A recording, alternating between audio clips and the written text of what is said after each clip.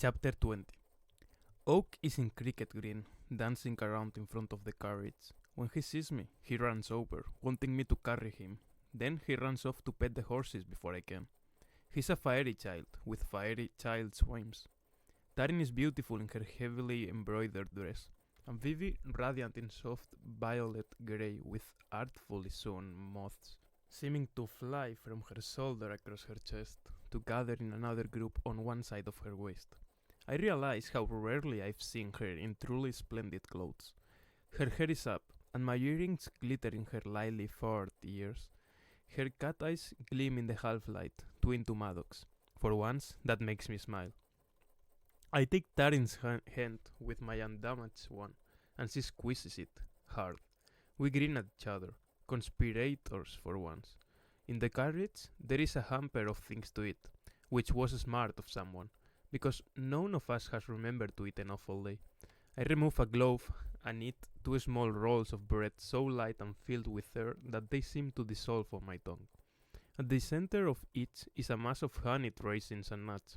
There is sweetness enough to bring tears to my eyes. Maddox passes me a slab of pale yellow cheese and a still bloody slice of juniper and pepper crusted venison. We make quick work of the food. I spot Maddox's red cap, half in and half out of his front pocket. His version of a medal, I suppose, to be worn on state occasions. None of us really speaks. I do not know what the others dwell on, but abruptly, I realize I am going to have to dance. I am terrible at dancing, since I have no practice in it, other than humiliating lessons at school, partnered with Tarin. I think of the ghost and the roach and the bomb, trying to safeguard Dane against whatever Balakin has planned. I wish I knew what to do, how to help them. Kill the bearer of this message. I look over at Maddox, drinking spice wine. He seems entirely comfortable, totally unaware of, or unconcerned with, the loss of one of his spies. My heartbeat drowns faster. I keep remembering not to wipe my hand on my skirts for fear of smearing them with food. Eventually, Oriana pulls out some handkerchiefs soaked in rose and mint water for us to wipe ourselves down with. This sets off a chase, with Oak trying to avoid being washed. There isn't far for him to run in the carriage, but he keeps it going longer than you'd think, stepping on all of us in the process. I am so distracted I don't even automatically brace when we go straight through the rock and into the palace. We're lurching to a stop before I even notice we've arrived. A footman opens the door, and I see the whole courtyard filled with music and voices and merriment, and candles, forests of them, the wax melting to create an effect like termite-eaten wood. Candles rest atop 3 branches, flames flickering with the whoosh of dresses sweeping below. They line the walls like sentries and clamping tight arrangements on stones, lighting up the hill. Ready? Tarin whispers to me. Yes, I say a little breathlessly. We pile out of the carriage. Oriana has a little silver leash she attaches to Oak's wrist, which strikes me as not the worst idea, although he whines and sits in the dirt in protest, like a cat. Vivienne looks around the courtyard. There's something feral in her gaze. Her nose flares. Are we supposed to present ourselves to the High King one last time? She asks Maddox. He gives a half shake of his head. No, we will be called forth when it is time to take our oaths. Until then, I must stand beside Prince Dane. The rest of you should go enjoy yourself until the bells chime and Balmoral begins the ceremony. Then, come to the throne room to witness the coronation. I'd have you close to the dais, where my knights can look after you.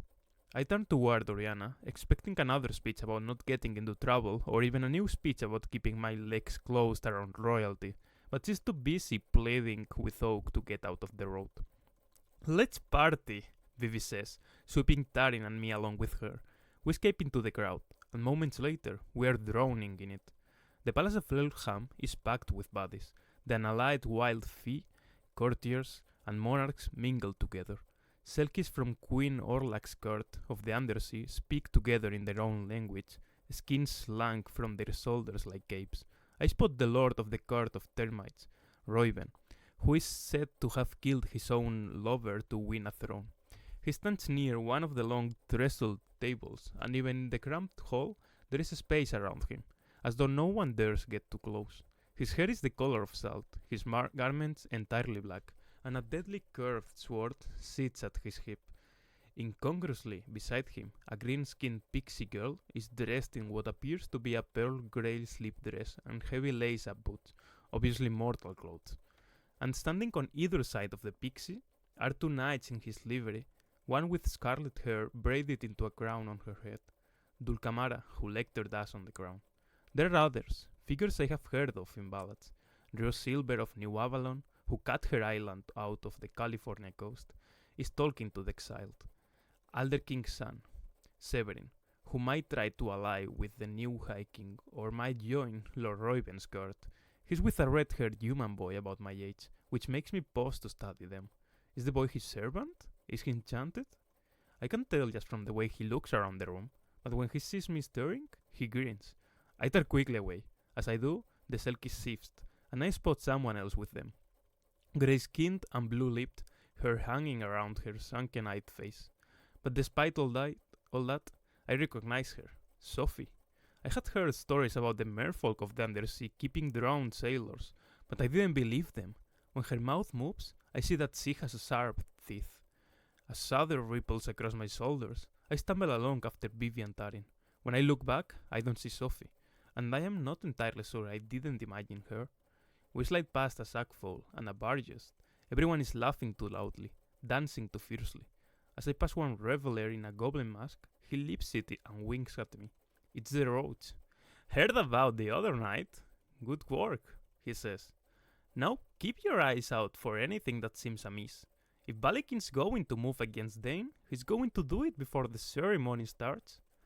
I will, I say, pulling free of my sisters to tarry with him a moment. In a crowd this size, it's easy to be briefly lost. Good. Came to see Prince Dane win the crown with my own eyes. He reaches into his leaf-brown jacket and pulls out a silver flask, popping the top and taking a swig, plus watching the gentry cavort and make fools out of themselves. He holds the flask out to me with one grey-green clawed hand. Even from there, I can smell whatever is inside, pungent and strong and a little swampy. I'm okay, I say, shaking my head. You sure are, he tells me, laughing, and then pulls down his mask again. I am left grinning after him as he sweeps away into the crowd. Just seeing him has filled me with a sense of finally belonging to this place. He and the ghost and the bomb are not precisely my friends, but they actually seem to like me, and I am not inclined to split hairs. I have a place with them and a purpose. Where have you been? Vivian asks, grabbing hold of me. You need at least with like oaks. Come on. We're going to dance. I eddy along with them. There's music everywhere, urging a lightness of step. They say the pull of fiery music is impossible to resist, which isn't quite true. What's impossible is to stop dancing once you've begun, so long as the music goes on. And it does, all night, one dance bleeding into the next, one song becoming another without a pause to catch your breath. It's exhilarating to be caught up in the music, to be swept away in the tide of it. Of course, Vivi, being one of them, can stop whenever she wants. She can also yank us out, so dancing with her is almost safe.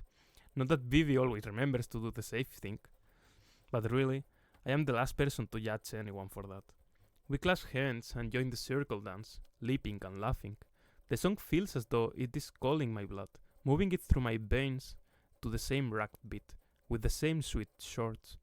The circle breaks up, and somehow I am holding Locke's hand. He sweeps me around in a giddy whoosh.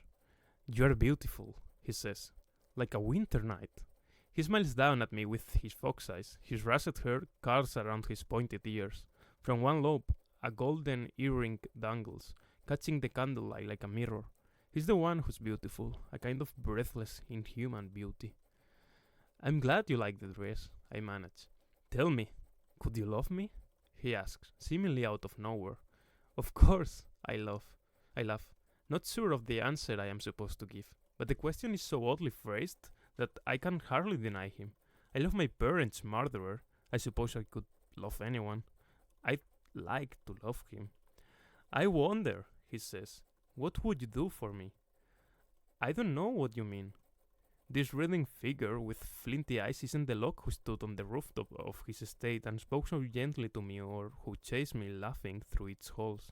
I'm not quite sure who this Locke is, but he has put me entirely off balance. Would you forswear a promise for me? He's smiling at me as though he's teasing. What promise? He sweeps me around him, my leather slippers pirouetting over the packed earth. In the distance, a piper begins to play. Any promise, he says lightly, although it is no light thing he's asking.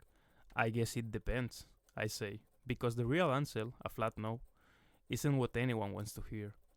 Do you love me enough to give me up? I am sure my expression is stricken. He leans closer. Isn't that a test of love? I don't know, I say. All this must be leading up to some declaration on his part, either of affection or of a lack of it. Do you love me enough to weep over me? The words are spoken against my neck. I can feel his breath, making the tiny hairs stand up, making me shudder with an odd combination of desire and discomfort. You mean if you were hurt? I mean, if I hurt you. My skin prickles. I don't like this, but at least I know what to say. If you hurt me, I wouldn't cry. I would hurt you back. His step falters as we sweep over the floor. I'm sure you'd... And then he breaks off speaking, looking behind him. I can barely think.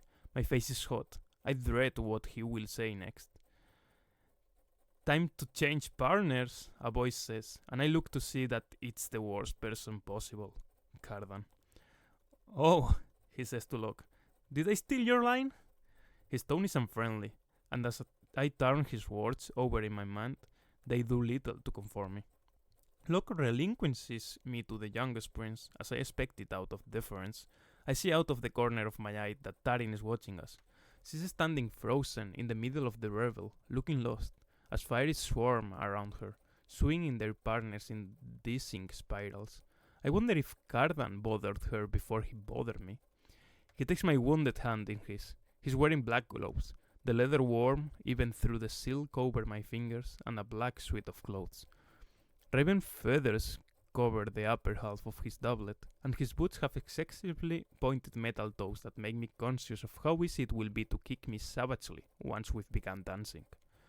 At his brow, he wears a crown of woven metal branches, cocked slightly askew. Dark silver paint streaks over his cheekbones, and black lines run along his lashes. The left one is smeared, as though he forgot about it and wiped his eye. What do you want? I ask him, forcing the words out. I am still thinking about Locke, still reeling from what he said and what he didn't. Go ahead, insult me. His eyebrows go up. I don't take commands from mortals, he says with his customary cruel smile. So you're going to say something nice?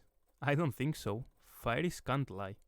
I want to be angry, but what I feel right now is gratitude. My face is no longer flaming and my eyes aren't stinging. I am ready to fight, which is far better. Though I am sure it's the last thing he meant. He did me an enormous favor when he whisked me away from Locke. His hand slides lower on my hip. I narrow my eyes at him. You really hate me, don't you? He asks, his smile growing.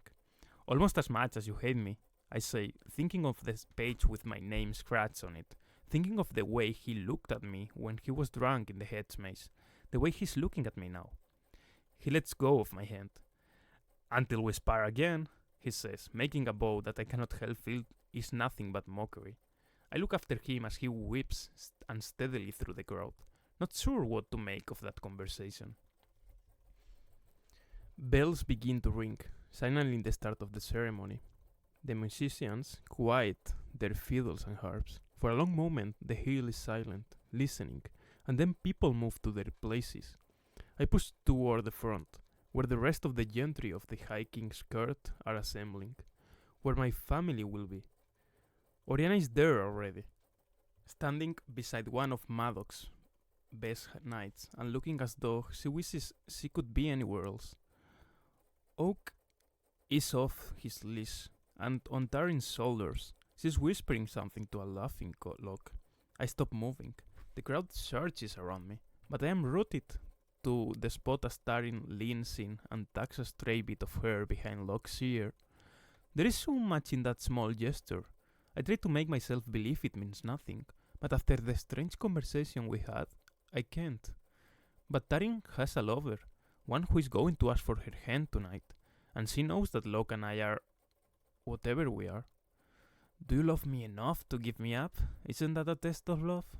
Vivienne has come out of the crowd, cat eyes agleam, hair loose around her face. She takes Oak in her arms and swings him around and around until they both fall in a whoosh of Vivi's skirts. I should go over, but I don't. I can't face Tarin yet, not when I cannot get such a disloyal thought out of my head. Instead, I hang back, watching the royal family assemble on the dais. The High King is seated on his throne of woven branches, wearing the heavy circlet, looking out from his deeply lined face with alert brown eyes, like those of an owl. Prince Dane sits on a humble wooden stool beside him, dressed in all white robes, his feet and hands bare. And behind the throne stands the rest of the royal family, Balek and Elowin, Rhea and Kaelia. Even Taniot, Prince Dane's mother, is present, in a garment of shining gold. The only family member missing is Cardan. The High King Eldred stands, and the entire hill goes quiet. Long has been my rule, but today I take my leave of you. His voice echoes through the hill. Rarely has he ever spoken this way, to a great assemblage of us, and I am struck both by the power of his voice and the frailness of his person. When first I felt the call to search out the land of promise, I believed it would pass, but I can resist it no longer. Today I will be king no more, but wanderer. Although everyone here must know this was what we've gathered for, still there are cries from all around me, as pride begins to weep into the hair of a goat-headed puka. The court poet and seneschal, Balmoren, steps from the side of the dais. He's stooped, spindly, his long hair full of sticks, with a scald crow perched on one shoulder. He leans heavily on a staff of smooth wood that has begun to bud at the very top, as though it were still alive. He's rumored to have been lured away from the mortal lands to Eldred's bed in his youth. I wonder what he will do now, without his king. We are loath to let you go, my lord, he says, and the words seem to take on a special bittersweet resonance coming from his mouth. Eldred cups his hands, and the branches of the throne shudder and begin to grow, sending up the new green shoots to spiral into the air, lips unfurling and flower buds bursting along the length of them. The roots of the sapling begin to worm, lengthening like vines and crawling across the underside of the hill. There is a scent in the air, like a summer breeze, heavy with the promise of apples. Another will stand in my place. I ask of you, release me. The assembled folk speak as one, surprising me. We release you, they say, words echoing around me. The High King lets his heavy robe of state fall from his shoulders. It crumples on the stone in a jewel-encrusted pile. He takes the oak leaf crown from his own head. Already he stands up straighter. There is an unnerving eagerness in him. Eldred has been the High King of Elham longer than the memories of many of the folk. He has always seemed ancient to me, but the years seem to fall from him along with the mantle of rule. Whom will you put in your stead to be our High King? Balmoren asks. My thirdborn, my son Dane, says Eldred. Come forward, child. Prince Dane rises from his humble place on the stool. His mother removes the white cloth covering him, leaving him naked. I blink once. I am used to a certain amount of nakedness in Fiery, but not among the royal family. Standing next to the rest of them, in their heavy brocade and embroidered magnificence, he looks exquisitely vulnerable. I wonder if he's cold. I think of my hard hand and hope so. Will you accept? Balmoren asks. The scald crow on his shoulder lifts black-tipped wings and beats the air. I am not sure if that's supposed to be part of the ceremony. I will assume the burden and the honor of the crown, Dane says gravely, and in that moment his nakedness becomes something else, some sign of power. I will have it. And silly Kurt, knight host, come forward and anoint your prince, Balmoren says. A bogan makes her hulking way to the raised dais. Her body is covered in thick golden hair, her arms long enough to drag on the ground if she didn't bend them. She looks strong enough to break Prince Dane in half. Around her waist, she wears a skirt of patchwork furs, and in one massive hand she carries what looks like an inkpot. She paints his left arm with long spirals of clotting blood, paints it over his stomach, down his left leg. He does not flinch. When she's done, she steps back to admire her grisly handiwork and then gives a shallow bow to Eldred. Sillicourt, Twilight Fault, come forward and anoint your prince, Balmoren says. A diminutive boy in a wrapper of what looks like birch bark, his wild hair sticking up at odd angles, walks to the dais. Small pale green wings sit on his back. When he anoints Dane's other side, he paints it in thick swaths of pollen, yellow as butter. Wild Fae, Scyfolk, come forward and anoint your prince, says Balmoren. It is a hope who comes forward this time, in a dapper little suit, carefully swoon.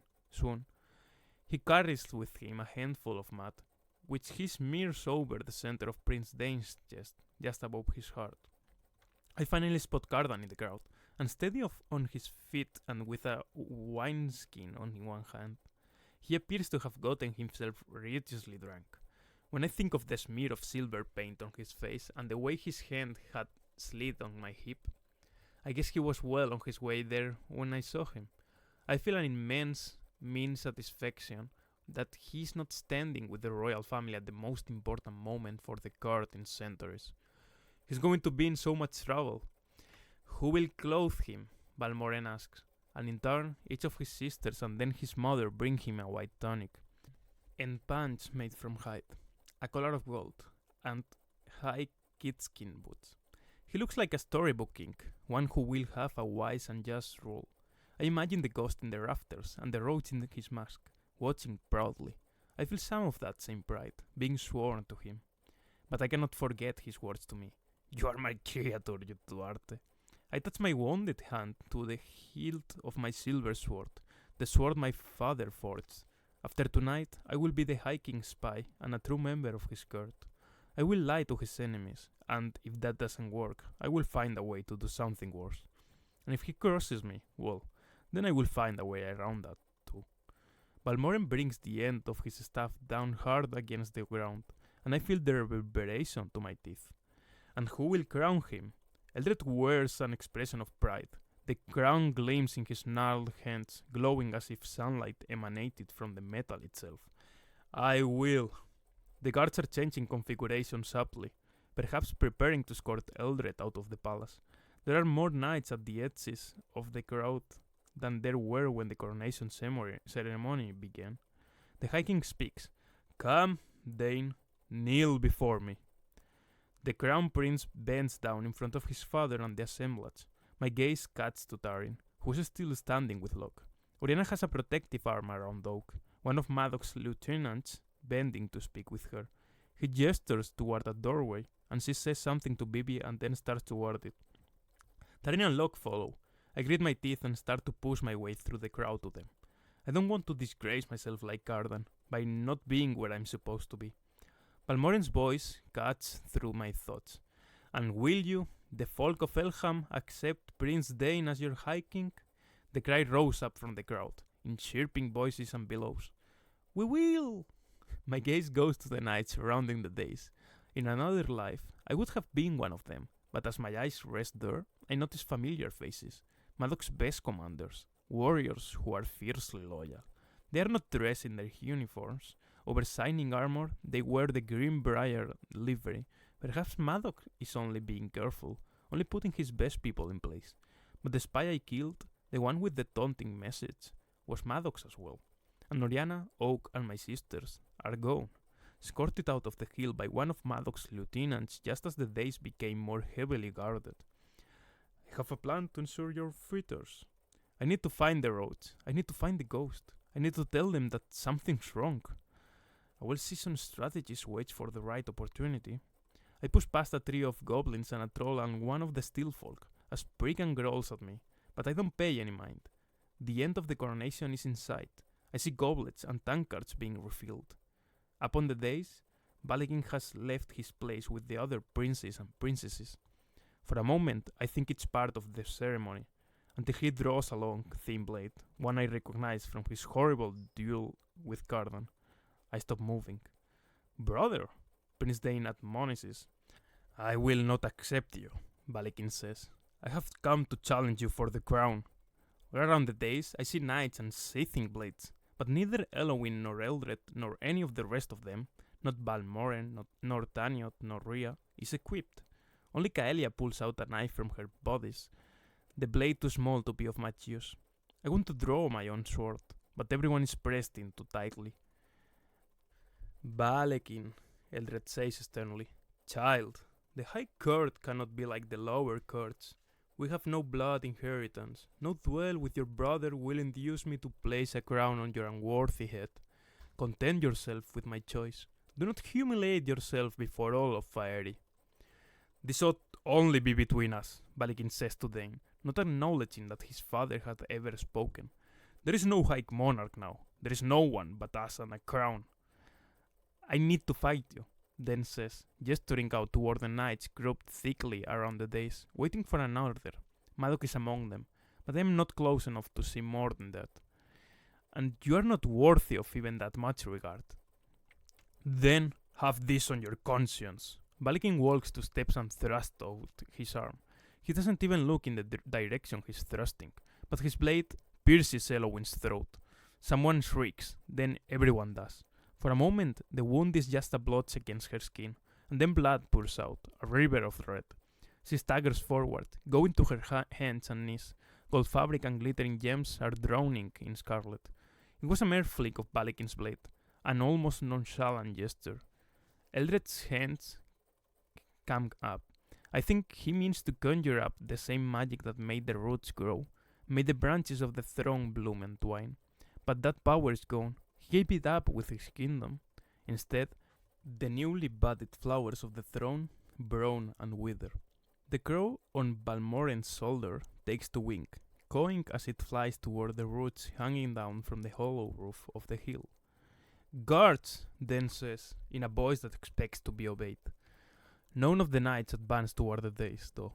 As one, they turn so their backs are to the royal family, and their swords to the semblance. They are allowing this to happen, allowing Balikin to stage his coup. But I cannot believe that this is Madoc's plan. Dane is his friend. Dane campaigned with him. Dane is going to reward him when he's the High King. The crowd surges, carrying me with it. Everyone is moving, pushing forward or away from the gruesome tableau. I see the salt-haired king on the cart of termites try to wade toward the fight, but his own knights get in front of him, holding him back. My family is gone. I look around for Cardan, but he's lost in the crowd. It is all happening so fast. Kaelia has run to the High King's side. She has her small knife, barely long enough to be a weapon, but she holds it bravely. Taniot crouches over Elowin's body, trying to stem the tide of blood with the skirts of her dress. What do you say now, father? Balikin demands. Brother? 2 bolts fly from the shadows, thudding into Balikin's side. He staggers forward. The cloth of his doublet appears ripped, a gleam of metal underneath. Armor. I scan the rafters for the ghost. I am an agent of the prince as surely as he is. It's my duty to get to Dane. I saw forward again. In my head, I can see a vision of the future, like a story I am telling myself, a clear, shining narrative to contrast with the chaos around me. Somehow, I will get to the prince and defend him against Balikin's treachery until the loyal members of his guard reach us. I will be the hero, the one who put herself between the traitors and her king. Madoc gets there before I do. For a brief moment, I am relieved. His commander's loyalty might be bought, but Madoc would never. Then Madoc thrusts his sword through Dane's chest with such force that the blade emerges on the other side. He drags it up, through his ribcage, to his heart. I stop moving and let the crowd flow around me. I am as still as a stone. I see a flash of white bone, of wet red muscle. Prince Dane, who was almost the High King, falls on top of the gem-crusted red cloak of state, his spilling blood lost on the jumble of jewels. Traitors! Eldred whispers, but his voice is amplified by the space. The word feels as though it rings through the hall. Madoc pauses and then sets his jaw, as though he's doing some grim duty. He's wearing his red cap now, the one I saw sticking out of his pocket, the one I have studied in its case. Tonight he will freshen it. There will be new guidelines, but I cannot believe he's doing this on anyone's orders. He must have allied with Balikin, misdirected Dane's spies, put his own commanders in place to keep the royal family isolated from anyone who would help them, urged Balekin to orchestrate a strike at the one time no one would expect it, even figured out that the only way not to trigger the crown's death curse was to move when it rested on no one's head. Knowing him as I do, I am sure he planned this coup. Maddox has betrayed Eldred, and Dane is gone, taking all my hopes and plan with him. Coronations are a time when many things are possible. Balekin looks insufferably satisfied with himself. Give me the crown. Eldred drops the circlet from his hand. It rolls a little ways across the floor. Take it yourself if it's what you desire. Kylie is making a terrible keening sound. Rhea stares at the crowd in horror. Balmoren stands beside Eldred, his narrow poet's face pale. With the knights circling it, the dais is like a terrible stage, where all the players are doomed to run through their roles to the same bloody end. Maddox's hands are globed in red. I cannot stop staring at them. Balekin lifts the high crown. The golden oak lips glitter with the light of candle flame. You waited too long to depart the throne, father. You have become weak. You let traitors rule, little fiefdoms. The power of the law courts goes unchecked, and the wild fae do as they like. Dane would have been the same, a coward who hid behind intrigues. But I am not afraid of bloodshed. Eldred does not speak. He makes no move toward the crown or toward a weapon. He simply waits. Balekin orders a knight to bring him Taniot. A female redcap in armor steps onto the dais to grab the struggling consort. Taniot's head lashes back and forth, her long black horns cutting into the redcap knight's shoulder. It doesn't matter. None of it matters. There are too many knights. Two more step forward, and there is no more struggling. Balekin draws himself up before his father. Declare me the High King, put the crown on my head, and you may go from this place, free and unharmed. My sisters will be protected. Your consort will live. Otherwise, I will kill Taniot. I will kill her here in front of everyone, and they will all know that you allowed it. My gaze goes to Maddox, but he's on the steps, speaking in low tones to one of his commanders. A troll who has eaten out our table has teased Oak and made him laugh. I laughed too then. Now my hands are shaking, my whole body trembling. Balekin, firstborn. No matter whose blood you spill, you will never rule Elfham, Eldred says. You are unworthy of the crown. I close my eyes and think of Oriana's words to me. It is no easy thing to be the lover of the High King. It is always be a pawn. Taniot goes to her death with grace. She is still. Her bearing is regal and doomed, as though she has already passed into the realm of ballads. Her fingers are laced together. She makes no sound as one of the knights. The red-capped knight with the slashed shoulder beheads her with a single swift and brutal strike of her blade. Taniot's horned head rolls a short ways until it hits Dane's corpse. I feel something wet on my face, like rain. There are plenty of the folk who delight in murder, and plenty more who delight in spectacle.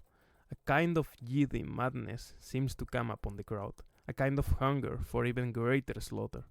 I fear they may have a surfeit of satisfaction. Two of the knights have seized Eldred. I will not ask you again, Balekin says, but Eldred only laughs. He keeps laughing when Balekin runs him through. He doesn't fall like the others. Instead of blood pouring from his wound, red moths stream out into the air. They rush out of him so quickly that in a moment the High King's body is gone, and there are just those red moths, swirling up into the air in a vast cloud, a tornado of soft wings. But whatever magic made them does not last. They begin to fall until they are scattered across the days like blown leaves. The High King Eldred is, impossibly, dead. The days is strewn with bodies and blood. Balmoren is on his knees.